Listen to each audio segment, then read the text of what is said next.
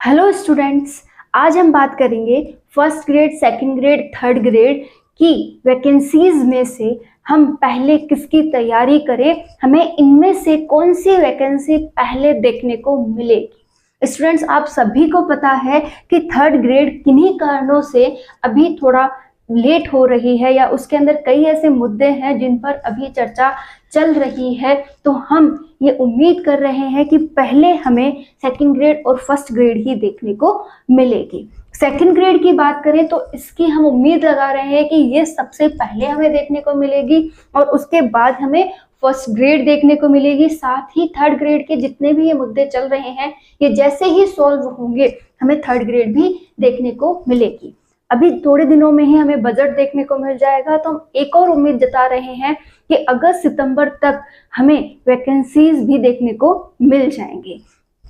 अब जब second grade पहले आ रही है या फर्स्ट ग्रेड पहले आ रही है, इनके लिए हम सीटों की क्या उम्मीद कर सकते हैं, तो एक बार अगर हम उम्मीद जताएं तो शायद फर्स्ट ग्रेड में 6000 से 6500 तक हमें पोस्ट देखने को मिल सकती है। जो सेकंड ग्रेड है उसमें भी अगर हम थोड़ा इसका डबल मान के चलें तो हमें यहाँ पर 12000 तक वैकेंसीज देखने को मिल सकती, और उसी का जस्ट डबल या उससे थोड़ा एक्स्ट्रा हमें थर्ड ग्रेड में देखने को मिलेगा। मतलब अमूमन हम यहाँ मान के चल रहे हैं कि हमें 30,000 तक वैकेंसीज यहाँ देखने को मिल सकती है। ठीक है, तो अब हमने मोटा मोटा ये तय कर लिया है कि हमें पहले वैकेंसीज ये देखने को मिलेगी। इनमें सीटें इतनी हो सकती हैं, अभी तक कंप्लीटली हमारे सामने कोई बात आई नहीं है, बस ये हम एक अंदाजा मात्र लगा रहे हैं कि इतनी सीटें शायद हमें देखने को मिले। अब हमें ये देखना है कि अब हम फर्स्ट ग्रेड सेकंड ग्रेड की तैयारी को जब पहले स्टार्ट कर रहे हैं तो उसको किस तरीके से आगे बढ़ाएं। आप सभी को पता है जो फर्स्ट ग्रेड है उसमें हमें जो फर्स्ट पेपर होता है जीके का, उसमें बहुत से सब्जेक्ट्स को पढ़ना पड़ता है। तो आप अभी से अपनी पढ़ाई स्टार्ट कर दीजिए, या जो लोग पहले से पढ़ रहे हैं वो भी अपनी जो पढ़ाई है उस पर और ज़्यादा फोकस करने लग जाइए, क्योंकि आने वाले वक्त में वैकेंसी तो आने वाली है। साथ ही साथ एग्ज़ाम भी नेक्स्ट ईयर सरकार को करवाने ही हैं। तो ये जो 7-8 महीने का टाइम है, इसे आपको बहुत अच्छे से यूटिलाइज करना है और अपनी पढ़ाई पे फोकस करना है। तो अब जो फर्स्ट ग्रेड की तैयारी कर रहे हैं उन्हें पता है कि उनके पास फर्स्ट पेपर में बहुत से सब्जेक्ट्स हैं, वो एक एक करते हुए या दो दो का जोड़ा बनाते हुए अपने सब्जेक्ट तैयार करने लग जाए और अपने सब्जेक्ट को भी टाइम दें, अपने सब्जेक्ट को भी वो पढ़ते रहे। सेकंड ग्रेड के लिए जैसा कि आप सभी को पता है, आपको आपके ग्रेजुएशन लेवल के तीनों सब्जेक्ट पढ़ने होते हैं। तो बहुत अच्छे से आप लोग सेकंड ग्रेड की भी तैयारी स्टार्ट करते हैं, चाहे आप एसएसटी से कर रहे हैं, आप साइंस से कर रहे हैं, आप किसी से भी अगर सेकंड ग्रेड की तैयारी कर रहे हैं तो अपने सब्जेक्ट पर फोकस करें। एक और बात मैं आपको यहाँ बताना चाहूँगी कि आप इन दोनों की तैयारी अगर साथ कर रहे हैं तो भी आप रेगुलर रखें, आप अपने सब्जेक्ट को स्ट्रॉन्ग करते चलें। साथ ही साथ आप यहाँ पर अपने जीके वगैरह को भी टाइम दें, जिससे कि आने वाले वक्त में आप अपनी तैयारियों को स्ट्रांगली तैयार रख सकें और एग्ज़ाम में अपना सिलेक्शन ले सकें। अब बात आती है थर्ड ग्रेड की। थर्ड ग्रेड में आप सभी को पता है अभी पहले ही 50% आरक्षण वाला जो मुद्दा है वो चल रहा है। ये कैसे सॉल्व होगा, किसके पक्ष में क्या प्रमाण आएंगे, अभी कुछ नहीं कहा जा सकता।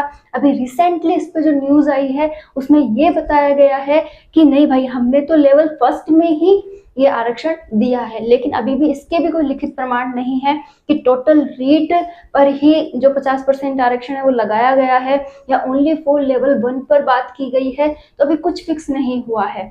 तो अगर याचिकाएं वगैरह लगती हैं, आगे तक मुद्दा चलता है, तो इस पर जब सॉल्यूशन हो जाए उसके बाद इसके लिए 1 पेपर होगा या 2 पेपर होगा, ये बात क्लियर हो जाए, साथ ही इसका सिलेबस आ जाए, तो ही हम थर्ड ग्रेड के लिए प्रॉपर वे मान सकते हैं। लेकिन हमें तैयारी रोकनी नहीं है।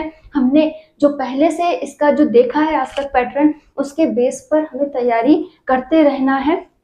जैसे कि अगर हम देखें कि रीट का जो सिलेबस है, आप क्या करें, रीट के सिलेबस को भी कंप्लीटली तैयार करते चले, और जो मेन पेपर है,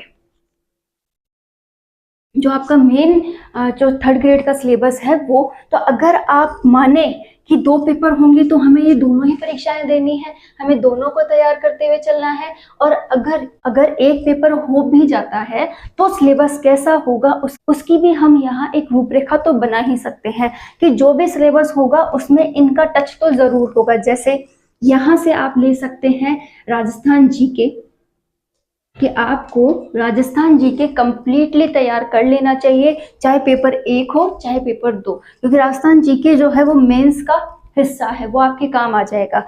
इसी के साथ आप क्या कर सकते हैं, यहाँ पर साइकोलॉजी कंप्लीटली तैयार कर सकते हैं। साइकोलॉजी बहुत अच्छे से अगर आपकी तैयार हो जाती है तो अगर 2 पेपर होंगे तो भी आपके लिए फायदेमंद है, और अगर नहीं होता है तो भी आपके लिए बहुत अच्छा रहने वाला है। एक और आप पॉइंट यहाँ पर तैयार कर सकते हैं, वो है शिक्षण विधियां, यानी कि आपको टीचिंग मेथड कंप्लीटली क्लियर कर लेने चाहिए। तो ये 3 टॉपिक आप बहुत अच्छे से पढ़ ले। हिंदी को पढ़ ले, हिंदी भी आपके काम आएगा। अपने सब्जेक्ट पर फोकस कर ले, आप अपने सब्जेक्ट को भी साथ लेके चलें और अपने सब्जेक्ट को भी तैयार रखें। जैसे आप एसएसटी से हैं तो एसएसटी तैयार करते रहें, और अगर आप हिंदी से हैं तो आप हिंदी तैयार करते रहें। तो आप बहुत अच्छी तैयारी अगर अपने पास रखते हैं तो उसी के साथ जब आपकी वैकेंसी आती है तो आपको उसे अटेंड करना आसान हो जाता है, और जितनी अच्छी तैयारी होती है उतना ही सिलेक्शन आप इजीली ले सकते हैं। कितनी भी आपके सामने शंकाएं आए, बातें आए, अगर आपको तैयारी करनी है तो अपनी तैयारी को आप रेगुलर रखें,